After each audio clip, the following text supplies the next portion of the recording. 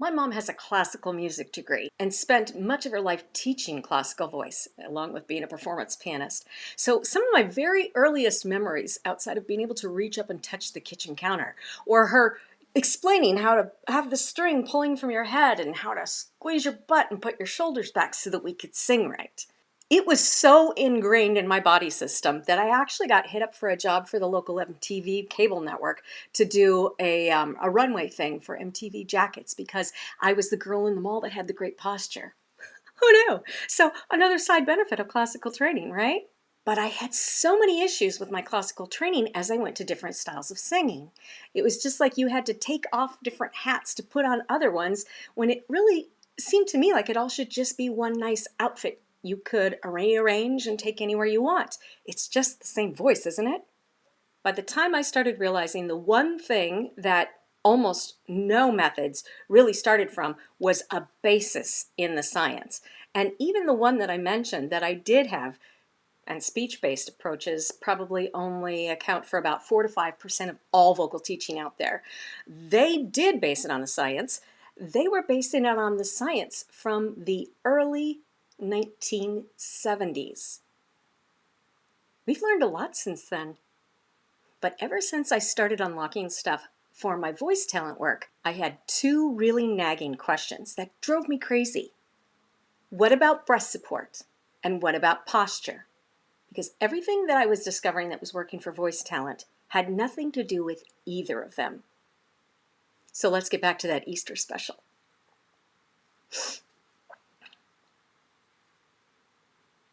For some reason, God woke up the part of my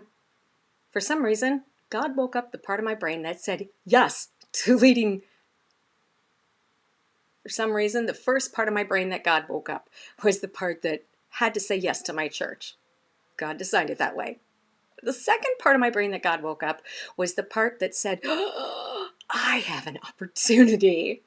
I've always been a ridiculous optimist. I'm pretty sure God built me this way for this opportunity.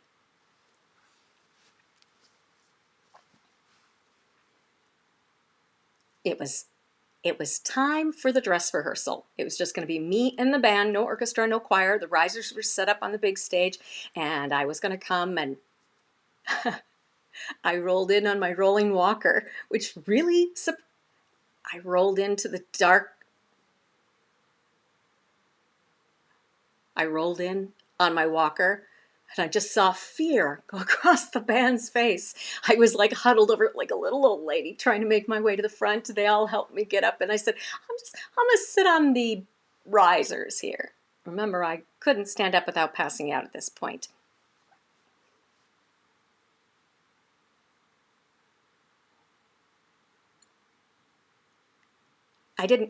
They looked really terrified. So I didn't want them to know that I couldn't stand up without passing out. I don't know how I wasn't thinking clearly. So I said, just give me the wireless and I'll just sit over here on the risers while we run the song.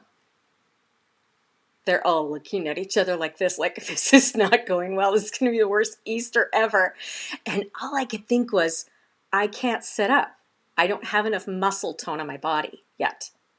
I couldn't sit up. I had no posture. I was literally almost curved over in a fetal position. And then but that wonderful obsessive questioning brain God gave me just turned on like a light bulb. And I thought, posture and breast support. I can't do either of them. I can't cheat. I can't cheat. I can't try not to have the posture I've been ingrained to have my entire life and hold myself in a certain way. I can't try to have muscle control I can't try to over control with muscle grip like I did as a power singer and a rock singer because I didn't have the muscle to be able to do it. All I could do was barely hunch over the mic in a little huddle, sitting on the risers. And I was so excited inside. I thought, I have probably the first and only chance in history to test if you can sing, hold notes, and sing through a really horribly demanding song with zero muscle mass, which means no posture, and damaged lungs, which means no breast support, none. I thought, I'm going to get to test it. I really wasn't thinking about if I could sing the song or not, or if the whole weekend was ruined. All I could think was, oh, I'm the first person that actually gets to test this. Then the lead guitar player said, what key would you like to sing this in? Now, this is a gospel song that had 3 key changes in it. Big power song and big power song.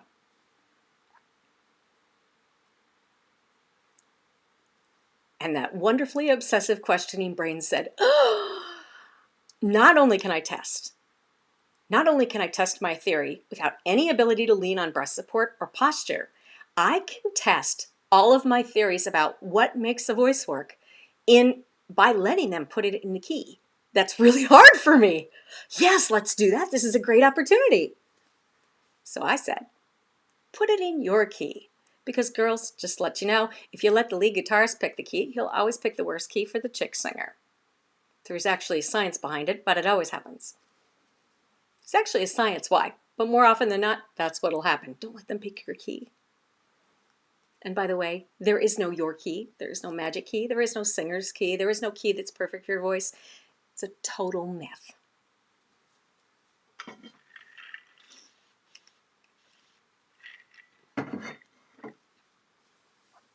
I have a course called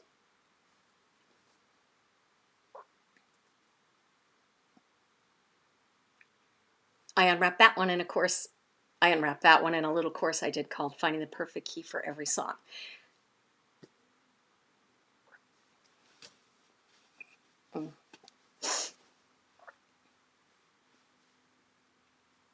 So there I was, a huddled mess with brain damage, only thinking about what I didn't have available and how exciting it was that I get to see how badly I'll fail.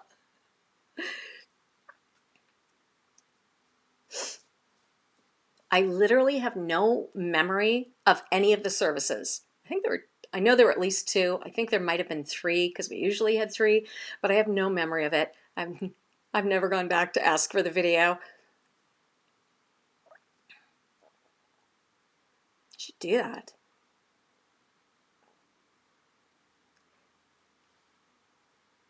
But I do remember some of the run through. I was huddled over and I just sang and I was singing the song. And because I was still so damaged mentally and physically, it was really kind of like being outside myself, just kind of listening and kind of listening in. I remember as the song went on, I was like, huh, look at that. No breast support, no posture. The notes are coming out, they're connected. I still couldn't speak a sentence at this point. Everything's fine. And then I thought, well, I wonder if I'll fail at the key change. And for the first time in my life, it was thrilling. I couldn't wait to see what would happen. And I found that, so when I went into the key change and it got bigger, I just kind of rocked forward a little bit. And that gave me the chord closure. There's a whole reason for that, I got through that one and I thought, this is fascinating. Let's go through another key change. And I did a little bit deeper rock because that's a whole different other issue. And I did a little bit deeper rock and I went to the next key and it got louder and it got more powerful. By the time I got to the 3rd key, I'm pretty sure I was almost rocking off what's it called? Pretty sure I must have looked like I was about to roll over onto the floor.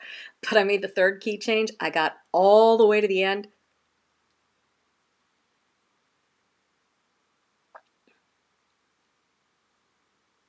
But I made the 3rd key change and I don't remember the end of the song, but I do remember looking up at the absolute shock and awe and literal dropped jaws on all the guys in the band. They couldn't believe that came out of me. And of course, I had no response because I don't think my face remembered how to work at that point.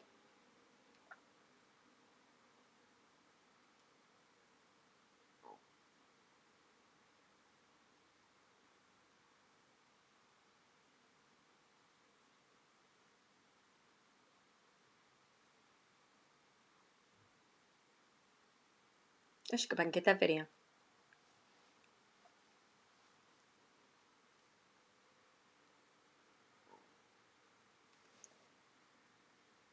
What I learned in that extremely rare opportunity is that zero with zero breath support,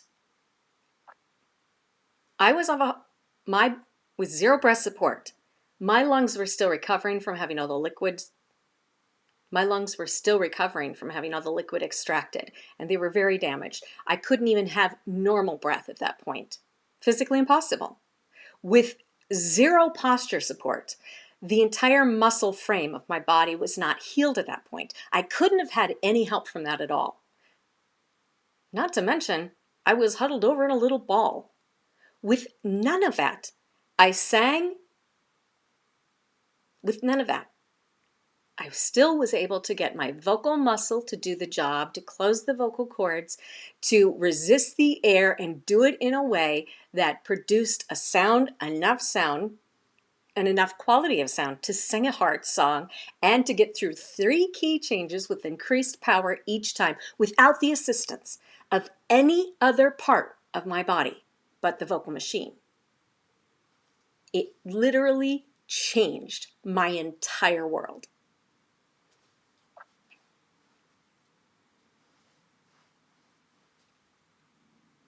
Because now I knew.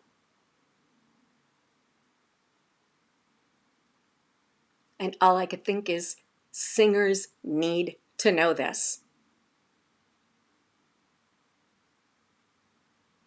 Think of the hundreds of thousands of dollars we can save not learning those things, and instead learning how to actually just use the machine that was created to make the singing.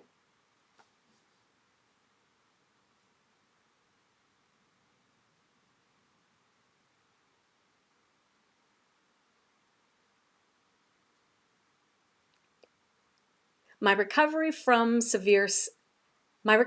end-stage septic shock included 10 follow-up surgeries. And while I was between surgeries, I began writing everything I had learned down. I just scribbled and scribbled. I had 2 3-ring binders full of stuff. I found this about breath support, and I started testing things, and I started trying things, and my voice was recovering even stronger. And I was so fascinated. I thought, as long as I live, and at this point, they really didn't expect me to make it a year, maybe 2. As long as I live, I'm going to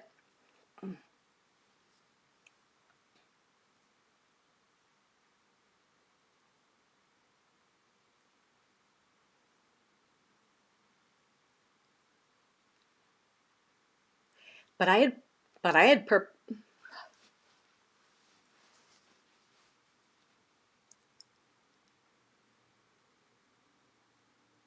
even at that point, they were giving me maybe a year or 2 to see if I actually recovered and didn't decline and end up biting the bullet in the end again. So I had priorities like making sure I had left stuff behind for the kids.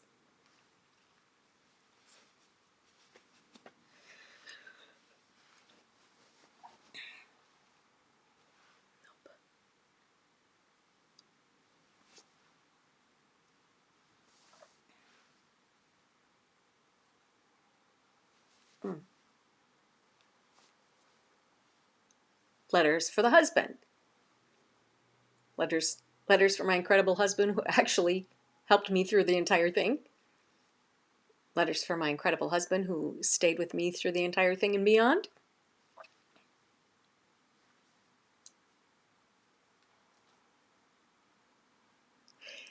And even not knowing what the future held, God gave me an absolute urgent passion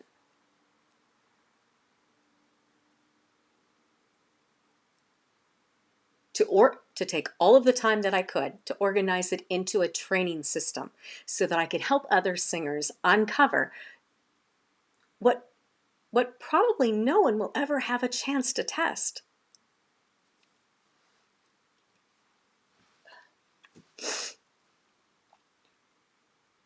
I don't do voice club. I don't do vocal club. I don't do boot camps to sell my training method or any of that stuff. A training method came out of my story, but I only make it available but it's not openly available. I make it available to those at boot camp because I get a chance to see which people really want to better themselves and which people just want to add something to their stack of things they've tried. Because what I learned is that what works is almost the extreme polar opposite of everything else everybody else is saying to do.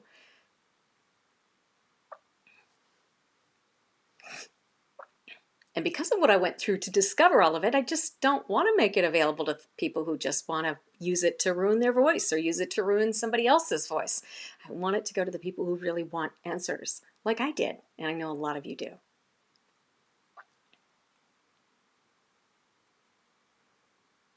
I wish that were the end of the story.